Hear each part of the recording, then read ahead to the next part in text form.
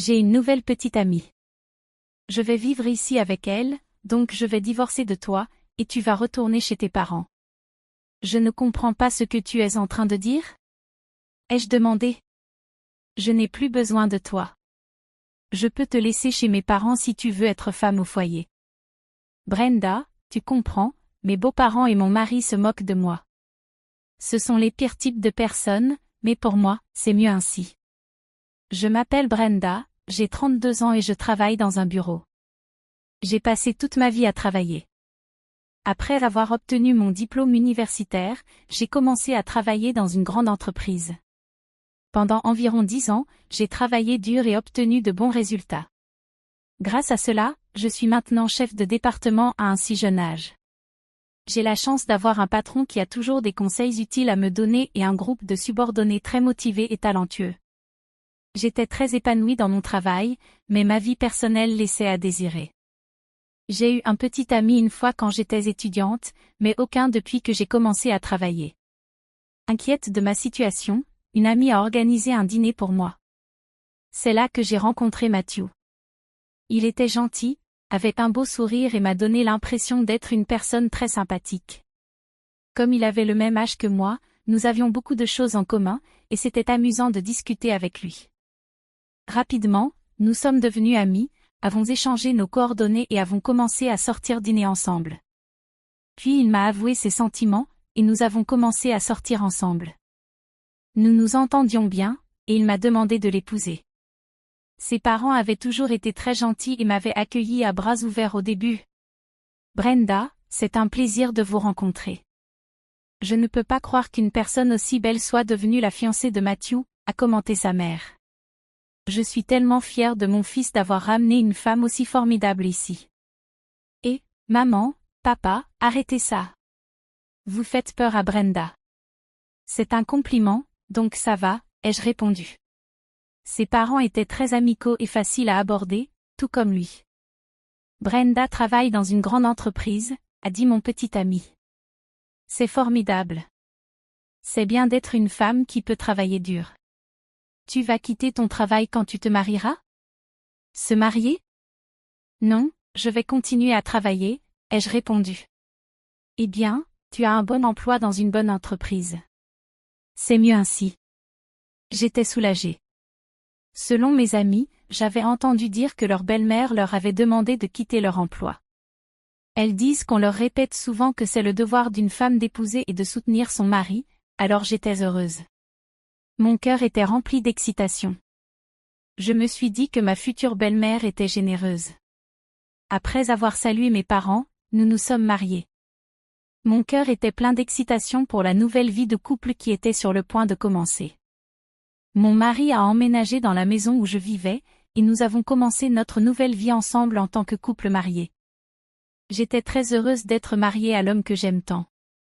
Je suis contente de pouvoir être à la maison avec lui tout le temps, et je suis aussi heureuse de l'avoir à la maison quand je rentre du travail.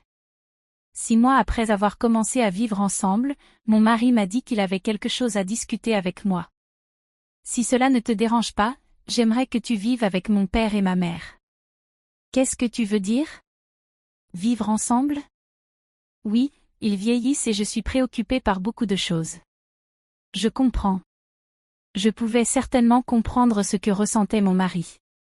Mes parents sont dans la même tranche d'âge que les siens, mais mon frère et sa femme vivent actuellement avec eux, donc je n'ai pas à m'en inquiéter.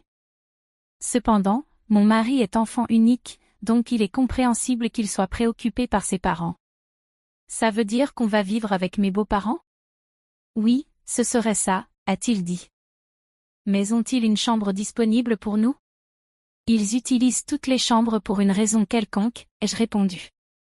À propos de cela, si tu veux, je pense que ce serait une bonne idée de rénover la maison de mes parents et de la transformer en une maison à 2 étages. 2 familles, ai-je demandé. Oui. Si on fait ça, ce sera beaucoup moins cher que d'acheter une nouvelle maison. On pourra vivre dans une maison belle et spacieuse tout en gardant notre intimité, non? Je trouvais que c'était effectivement une proposition attrayante. Mes beaux-parents sont des gens très gentils, et nous ne serons pas ensemble tout le temps. Si nous vivons dans 2 maisons, ce sera moins stressant. Oui, D'accord, ai-je accepté. Vraiment? Merci. Mon père et ma mère vont être tellement heureux. J'étais contente de voir mon mari si joyeux. Plus tard, mes beaux-parents sont venus nous rendre visite, et tous deux étaient très reconnaissants. J'ai même pensé qu'avec une famille aussi gentille et joyeuse, ça ne me dérangerait pas d'avoir deux maisons. Peu de temps après, mon mari et moi avons discuté de la rénovation de la maison de mes beaux-parents. Le coût serait d'environ 100 000 $, mais pendant que nous discutions, mon mari a fait un commentaire surprenant. En fait, j'ai une faveur à te demander. Pourrais-tu payer pour la rénovation? Qu'est-ce que tu veux dire? Le montant total? Pourquoi? Mon mari semblait très mal à l'aise. En fait, ils sont endettés, a-t-il avoué. J'étais stupéfaite. Ni mon mari, ni mes beaux-parents n'avaient mentionné cela quand nous sortions ensemble ou lors de notre mariage. À combien s'élève leur dette, ai-je demandé. Environ 150 000 $, a-t-il répondu. Quoi?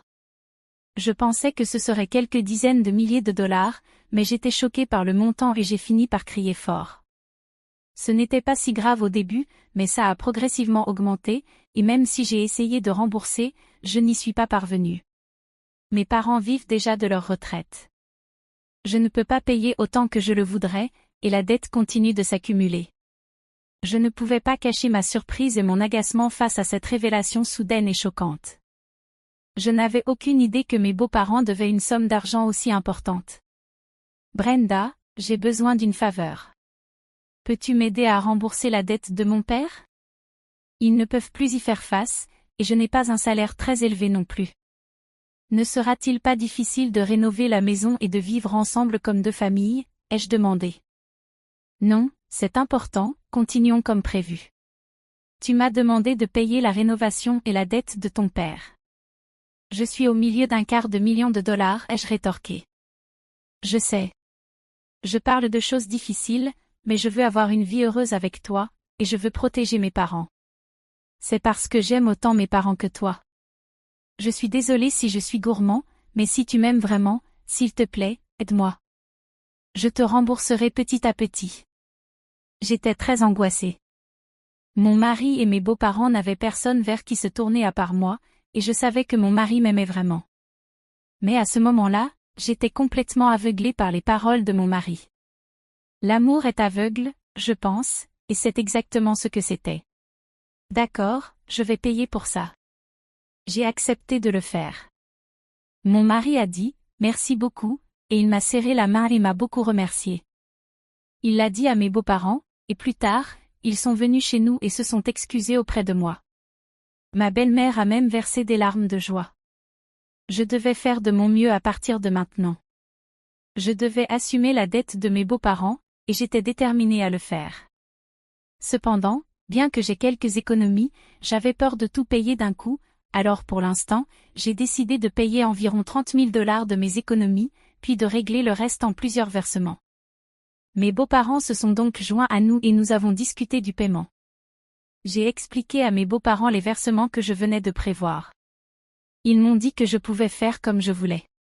Pourquoi ne transfères-tu pas l'argent directement sur le compte de remboursement de la dette? Nous ne sommes pas très doués pour gérer l'argent, et j'ai un peu peur de transférer une grosse somme. Quand mon mari a dit cela, mes beaux-parents ont hoché la tête. En effet, ce serait fastidieux pour moi de transférer l'argent sur le compte de mes beaux-parents pour qu'ils le transfèrent ensuite sur le compte de remboursement de la dette. Et comme c'était une grosse somme, je n'aimerais pas que l'argent soit perdu en cours de route. Alors j'ai accepté. Une fois la discussion réglée, mes beaux-parents semblaient très soulagés. Maintenant, nous n'avons plus à craindre la facture mensuelle de la dette. Ça a vraiment été effrayant. Père et mère, vous devriez remercier Brenda correctement. Eh bien, je ne sais pas combien de fois je t'ai déjà remercié. Je ne te remercierai jamais assez. Merci beaucoup. Je suis tellement heureuse de t'avoir comme belle-fille. J'étais heureuse de voir mes beaux-parents heureux, cependant, je me sentais un peu mal à l'aise, car j'avais l'impression qu'ils pouvaient me considérer comme une source d'argent après avoir dit ces dernières paroles. Je me sentais un peu mal, mais je voulais prendre soin de la famille de mon mari bien-aimé. Avec cela en tête, j'ai commencé à faire les paiements, et en même temps, nous avons rénové notre maison et complété notre maison à 2 étages. Nous avons commencé à vivre ensemble dans une maison belle et spacieuse. Mes beaux-parents étaient très heureux, et les yeux de mon mari brillaient à la vue de la nouvelle maison.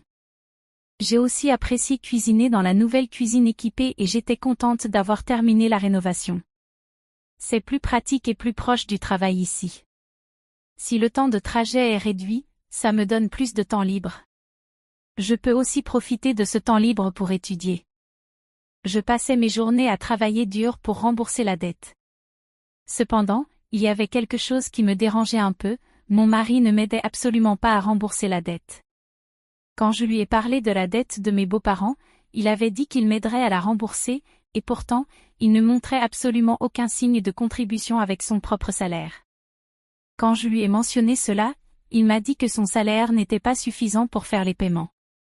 Je lui ai demandé quel était son salaire net et lui ai demandé de me montrer ses fiches de paie, mais il a refusé, donc je ne sais pas combien il gagne. J'ai travaillé dur pendant environ 1 an pour rembourser la dette. À ce moment-là, mes beaux-parents m'ont demandé combien d'argent il restait à payer. Cela fait 1 an, eh bien, tu n'as pas perdu tant que ça. Au maximum, tu dois payer environ $10 000 à $15 000, non? Eh bien, pour te donner une idée, nous avons payé environ $30 000 cette année, donc il reste environ $90 000. Quand j'ai dit cela, mes beaux-parents ont été extrêmement surpris. Quoi? Vous avez déjà payé tout ça? C'est incroyable. À ce rythme, vous finirez de rembourser le prêt en environ 3 ans. Si je travaille dur, je pourrai tout rembourser, ai-je dit avec une pointe d'ironie. Merci beaucoup. Mes beaux-parents pleuraient de joie. J'ai pensé que si les parents de mon mari étaient si heureux, tous mes efforts en valaient la peine. Cependant, quelques jours plus tard, une situation inattendue est survenue. Ce jour-là, je devais travailler des heures supplémentaires, alors j'ai prévenu mon mari que je rentrerais tard. Cependant, le travail s'est avéré étonnamment calme, et nous avons eu du temps libre, donc nous avons pu partir à l'heure. Je suis rentrée rapidement à la maison, comme d'habitude, en pensant préparer le dîner pour mon mari. Mais en ouvrant la porte d'entrée, j'ai vu les chaussures de mes beaux-parents. Ah, ma belle-mère et sa famille sont là, me suis-je dit. Ils doivent avoir quelque chose à faire, alors j'ai marché vers le salon. C'est alors que j'ai entendu mes beaux-parents et mon mari discuter de quelque chose. Tu as bien fait d'épouser cette femme, n'est-ce pas, Matthew? Tu t'en es vraiment bien sorti. Je n'arrive pas à croire que tu aies trouvé une femme avec autant d'argent. Ouais, quand j'ai appris qu'elle travaillait pour une grande entreprise, j'étais vraiment prudent et je l'ai séduite. Papa, tu devrais être plus reconnaissant. Plus reconnaissant? Qu'est-ce que tu racontes? Combien as-tu dépensé dans les courses de chevaux? Ton jeu est catastrophique. Eh bien, je gagne parfois un prix, donc il y a des moments où nous sommes en positif, a répondu mon beau-père. Comment peux-tu être en positif quand tu dois $150 000? Mais à ce rythme, nous allons sortir de la dette et revenir sur les rails. C'est vraiment génial. Et elle a même rénové notre maison. J'ai vraiment trouvé une bonne femme, je la quitterai après qu'elle aura remboursé la dette. Mon mari et mes beaux-parents ont ri. J'étais tellement stupéfaite que je n'ai pas pu bouger de l'entrée pendant un moment.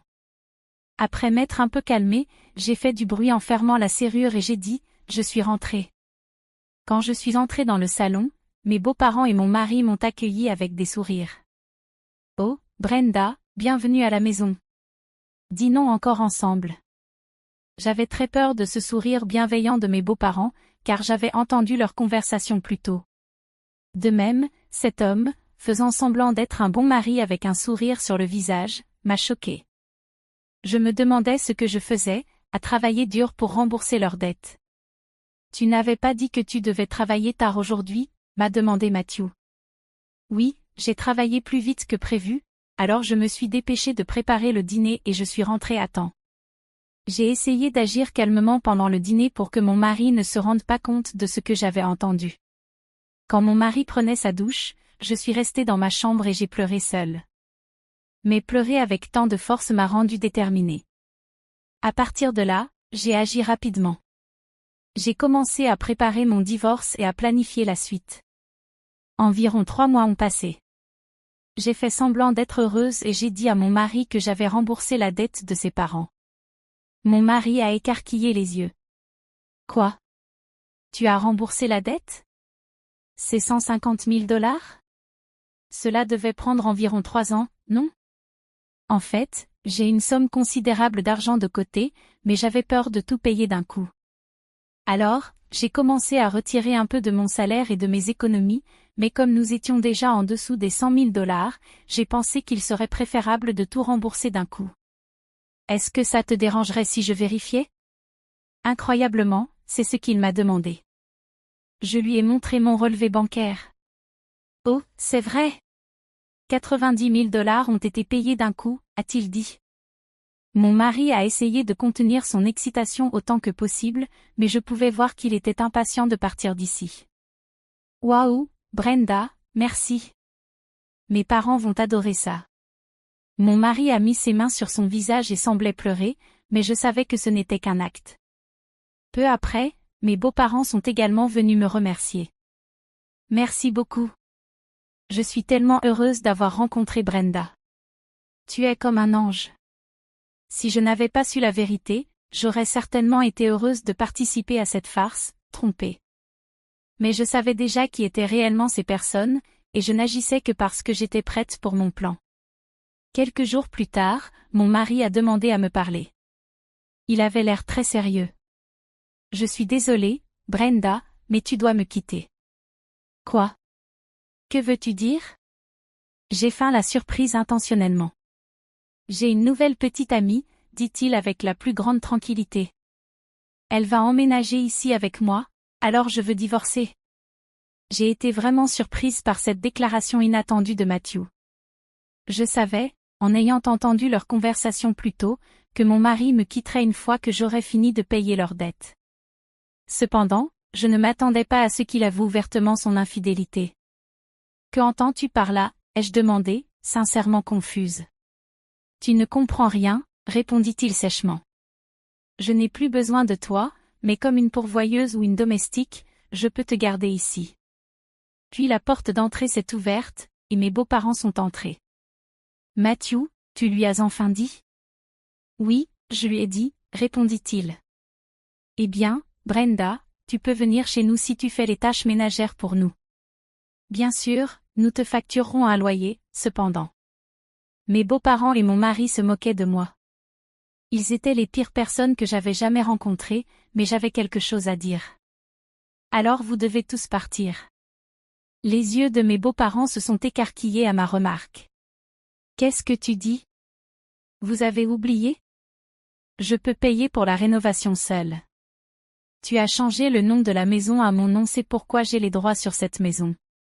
Je peux décider qui peut y vivre et qui doit partir. Leurs visages sont devenus pâles en réalisant la gravité de la situation. Mais mon mari, ne voulant pas se laisser distancer, a riposté. Mais tu as pris en charge notre dette et tu l'as entièrement remboursée. C'est toi qui perds de l'argent. Sans la dette, nous pourrions payer un nouveau logement, ai-je répondu, furieuse. C'est vrai, merci de nous avoir laissé vivre dans une belle maison pendant que tu payais nos dettes, se sont-ils moqués. C'est alors que j'ai lâché la bombe. Désolé, mais je n'ai pas remboursé les 90 000 $ restants de la dette. Quoi? Comment ça? J'ai vu sur ton relevé que l'argent était sorti de ton compte. Non, ce n'était qu'un compte séparé que j'ai créé et où j'ai déplacé de l'argent. La dette n'a pas changé, elle est toujours de 90 000 $. Je n'ai tout simplement pas encore reçu les appels à paiement parce que je faisais des paiements importants en continu. Mais je pense qu'il est temps qu'ils arrivent, donc vous êtes responsable du reste. Mon mari et mes beaux-parents étaient sans voix. Puis, je leur ai donné un avertissement. Matthew, tu m'as dit que tu avais une liaison, alors tu dois payer une pension alimentaire. Je vais aussi demander à ta maîtresse de me dédommager pour l'infidélité. Tu ne peux pas faire ça. Elle est sortie avec moi parce que je possède une maison et que j'ai de l'argent. Si on me réclame une pension alimentaire, elle va me quitter, a-t-il dit. Ça ne me dérange pas, c'est ton problème, ai-je répondu. Brenda, s'il te plaît, Ne nous laisse pas tomber. Mon mari avait peur d'être abandonné, et mes beaux-parents craignaient de tout perdre. Je n'ai plus rien à voir avec vous. Peu importe ce que vous dites, j'ai déjà mis la maison en vente. Je vous forcerai aussi à payer les 60 000 $ que j'ai couverts par l'intermédiaire de mon avocat. Mes beaux-parents restèrent figés, abasourdis par la perte de tout ce qu'ils avaient. J'ai ensuite demandé le divorce et une pension alimentaire à mon mari par l'intermédiaire de mon avocat. J'ai également réclamé 6 000 $ supplémentaires à mes beaux-parents pour ce que j'avais payé en leur nom. En réalité, la maison rénovée de mes beaux-parents a été vendue pour environ 200 000 $. Elle était bien située, et une famille qui cherchait un duplex était intéressée, alors nous avons obtenu un excellent prix. Après avoir payé 160 000 $, incluant la dette de 60 000 $ et 100 000 $ pour la rénovation, j'ai fini par gagner 40 000 $. De plus, j'ai aussi reçu une pension alimentaire de mon ex-mari, ce qui m'a placé dans une situation financière très favorable. J'ai également reçu un petit paiement de 60 000 $ de la part de mes ex-beaux-parents. Finalement, j'ai été la plus grande bénéficiaire de toute cette épreuve. Je pense que c'était un résultat raisonnable, étant donné le tort que j'ai subi et combien ils m'ont trompé. Quant à savoir comment j'avais autant d'économies au départ, j'avais appris à investir et épargner assidûment, dans l'intention de rembourser les dettes de mes beaux-parents le plus rapidement possible. Heureusement, j'avais déjà pas mal d'économies, et j'avais investi quelques dizaines de milliers de dollars. En environ un an, mes actifs avaient considérablement augmenté, et j'avais également reçu une augmentation, donc je gagnais un très bon salaire. Cela m'a permis de prendre ces mesures drastiques sans crainte. Au final, j'ai été la plus grande bénéficiaire, tandis que mes ex-beaux-parents se retrouvaient à nouveau endettés et avaient perdu leur maison. Pour être honnête, je pense qu'ils méritaient cela parce qu'ils m'avaient trompé comme des escrocs. Des gens comme eux méritent de faire face aux conséquences de leurs actes. À l'avenir, je réfléchirai à ce qui s'est passé et serai plus prudente quant à la confiance que j'accorde aux autres. Je continuerai à épargner et à investir pour assurer une vie confortable et luxueuse dans mes vieux jours. Le plus important est que je veux créer de nombreux souvenirs heureux avec des personnes en qui je peux réellement avoir confiance. Que pensez-vous de cette histoire? Merci de vous abonner à notre chaîne, et on se retrouve dans la prochaine vidéo.